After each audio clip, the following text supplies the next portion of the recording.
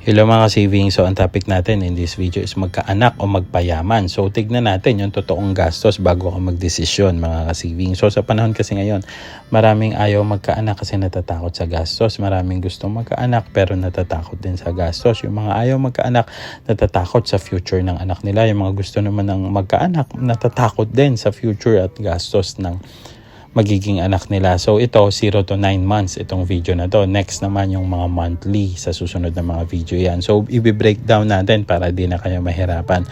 So most probably yung nandito sa list natin, ito talaga yung mismong gagastusin nyo as a middle class earner. So ang expectation natin na sa private hospitals, yung magiging gastos natin. So yun nga, gastos breakdown. So unahin na natin dito sa personal prenatal check-up. So between 20 to 60 to, of course nakadepende to kung may health card kayo. Kung may health card kayo, wala na kayong gagastusin sa check-up ng doctor fee kasi nga yung bawat punta dyan is free na ng health card. Pero in case naman na wala, so yung mga unang first month pwede pa yun monthly, pero yung mga sumusunod every 15 days, every 7 days, so between 20 to 60k yan.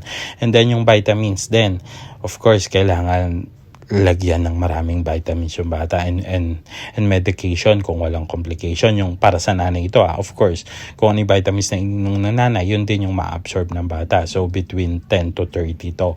And then yung next naman yung ultrasound, I think basic to. Kailangan una yung heartbeat, tapos sunod yung sono, tapos yung iba kung gusto nyo pa yung mga 3D sa face, yung iba nagpapaulit-ulit pa ng ultrasound, depende kung normal or may complication, pwede pa itong tumaas ng 20, pero basic na yung 80 kasi iba nga sa St. Luke's or Asian Hospital yung normal na ultrasound nila nasa 6 to 8. So and then, ang next naman natin is yung normal delivery na between 60 to 120 sa private hospital to mga savings. And then yung cesarean section naman na between 120 to 250.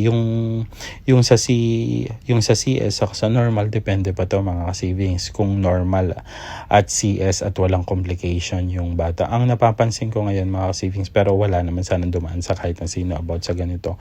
Normally before yung kadalasan napupunta sa NICU yung bata, hindi natin alam kung masyado kasing marami na pupunta sa NICU, nag-i-stay sila doon, either yung heartbeat or something na complication, pero walang sana dumaan ganun. Sana lahat normal. And then kung normal yung bata, ang gastos talaga sa normal delivery is between 140 to 240. And then kung CS naman, between 240 to 400. Depende sa hospital. Depende kung may complication o wala, sana wala naman. Pwedeng tumaas dyan, pwedeng mas bambaba dyan ng konti. Pero yung estimated na gagastusin nyo, nasa range niya na yan. So yun nga, tulad na sinabi ko kanina, in case na gusto nyo magkaanak, mag-iipon kayo either November or December para mapaghandaan nyo yung gastos.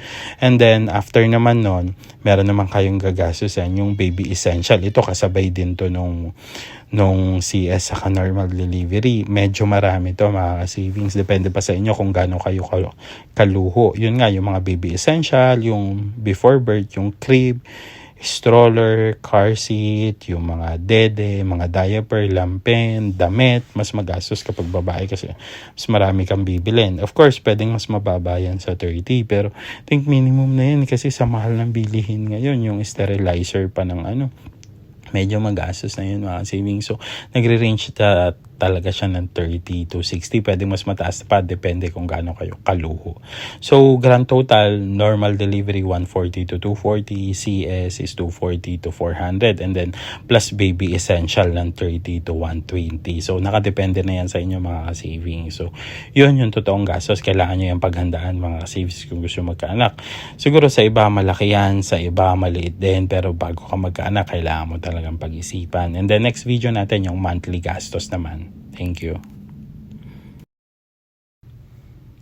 Advice mga ka-saving. So normally kung gusto nyo hindi na gano'ng mahirapan sa panganganak kahit papano, so magdesisyon kayo na magbuntis dapat between March and April para manganganak November and December, para kahit papano mabawasan yung gastos nyo, yung 13 month nyo, yung ipang panganak nyo. So kahit papano makakadagdag na yon sa pag-iipon nyo sa panganganak. So yung iba siguro pasok na sa ganyan, lalo na kung dual income earner, pasok na dyan sa normal NCS yung panganganak na kailangan nyo. So March and April mga ka-savings. Thank you.